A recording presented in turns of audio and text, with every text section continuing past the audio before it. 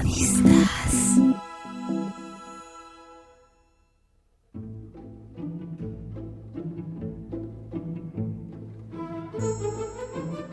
En torno a unos ginebras preparados por el Real Maestro Ginebrero de Puebla, título adjudicado por decisión unánime de quienes componen la sobremesa al Arqui, el grupo de mayores aportaba comentarios sobre tiempos pasados frente a los jóvenes ansiosos de aprender. Una a una se fueron hilando las anécdotas sobre los sitios populares donde los poblanos del siglo pasado hacían sus consumos alimenticios callejeros. El barrio había marcado a varios de ellos, como había acuñado Salacaín en algún momento. Infancia es paladar, a manera de premisa para reforzar los dichos de los mayores sobre ciertos antojitos y alimentos propios de las llamadas anteriormente cenadurías, hoy desaparecidas. Así fueron desfilando los nombres de los establecimientos en respuesta a las preguntas concretas. ¿Dónde se comían los mejores molotes de Puebla? ¿Dónde se hacían las mejores chanclas? ¿Cuál era el mejor hornito de torta de agua de la ciudad? ¿De dónde venían las marchantas a vender las tortillas elaboradas a mano con maíz tierno? ¿Quiénes fueron los primeros en introducir los mal llamados tacos árabes y dónde se comían más sabrosos? O el chile atole, el pozole de cabeza de cerdo, los atoles, champurrados, tamales. ¿Realmente las tortas Meche fueron las mejores? ¿O hubo otras superiores como Teodulo, Memo, el Rayito, la Colosal? Y de los alimentos salados la charla derivó en los dulces típicos, los macarrones, las tortitas de pasta de almendra llamadas de Santa Clara, en desgracia por cierto hoy día, pues la pepita de calabaza ha desplazado a la almendra. Los duraznos de piñón rellenos de mermeladas hechas en los conventos o los caracoles rellenos de merengue de la Rosa en la 6 Oriente, diferentes a los gaznates de Oaxaca. Los pasteles de la señora Amparo, famosos para las fiestas infantiles y cualquier obsequio de visita. El brazo de gitano era verdaderamente espectacular. La lista parecía interminable. Cada uno de los mayores aportaba una dirección, un nombre. Salacaín, por supuesto, llevaba ganancia en el tema, primero por la edad, pero también por su afición a la comida callejera y a su disposición de probar y probar todos los alimentos posibles. En un tema coincidieron todos, mayores y jóvenes. Los tacos árabes se han masificado en deterioro de su grandeza gastronómica. Se ha aumentado el volumen de los trompos y reducido la calidad de la carne y las especias y por supuesto el tiempo de preparación. De los pequeños y sólidos establecimientos de la mal llamada carne árabe donde intervenía la mano del propietario, su gusto, su receta, su tradición, se ha llegado ahora al disfraz de la carne árabe.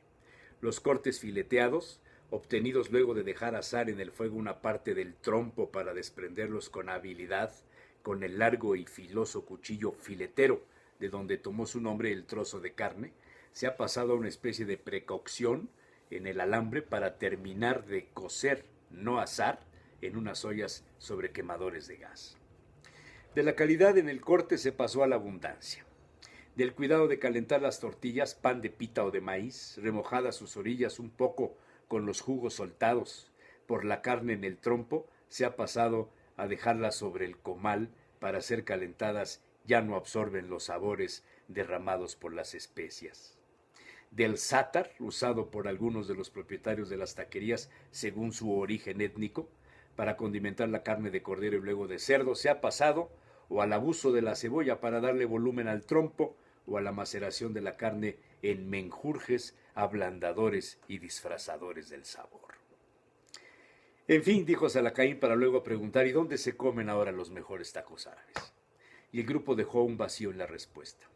Todos mencionaron el tiempo pasado en el taco árabe. Algunos jóvenes aún conocieron las bondades de una de las familias donde se empezó a preparar el pan de pita casero y la salsa con toques de chilpotle por allá, por el Parque de San Luis en la 10 Oriente. Otros de la tradición del Pepes, cerrado hace décadas, donde el taco normal era más barato y el fileteado un verdadero lujo. Salacaín prefirió no hablar de la historia del mal llamado taco árabe. Hay verdades de Aquilo, les dijo, y muchas leyendas negras. Para empezar, ya no viven quienes los comieron por vez primera en esta ciudad. Las siguientes generaciones alcanzaron a conocer algo, a saborear, por tanto el referente de haberlos probado. Y volvió a decir, Infancia es paladar. ¿Dónde, le preguntaron, había comido los mejores tacos árabes de su vida?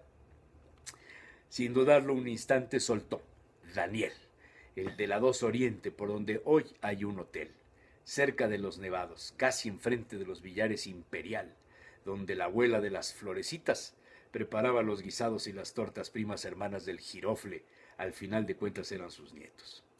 Daniel era un hombre de unos 40 años cuando Salacaín acudía a cenar. Tenía un mostrador largo, el trompo en la entrada y una parrilla a un lado donde preparaba los alambres de cordero, la base del taco árabe. Seleccionaba la carne. Su trompo no era ni voluminoso, ni rojizo, ni grasiento, ni contaba con un quemador de gas. Usaba carbón detrás de una rejilla. Eso ya constituía un avance. Daniel se popularizó por algunas 2 décadas y además consentía a los clientes con 2 carnes, cerdo o cordero. Alguna vez introdujo unos alambres de carne picada mezclada con frutos secos y menta, asados en la parrilla, un verdadero kebab casero. En un pan de pita caliente colocaba el alambre, cerraba la tortilla fuertemente con la mano, jalaba el alambre, la carne asada se quedaba adentro y entonces agregaba jocoque seco o salsa de sésamo y aquello era verdaderamente un manjar.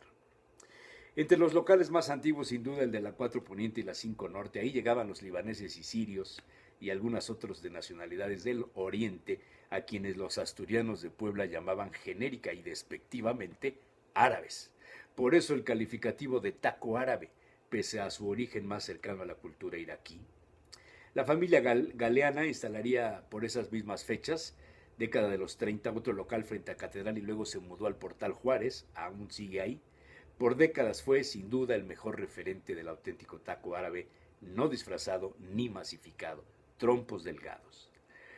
Otro local importante fue Tony en la 3 Poniente, cuando los trompos eran razonablemente controlables. Pero ahora, dijo el aventurero a sus amigos mientras se preparaba la segunda ronda de ginebras, domina el mercado un grupo cuyo conocimiento en sabores dista mucho de haber probado, comido, deleitado la carne fileteada, dorada por fuera y tierna por dentro, donde el cordero o el cerdo dejaban sus sabores inconfundibles.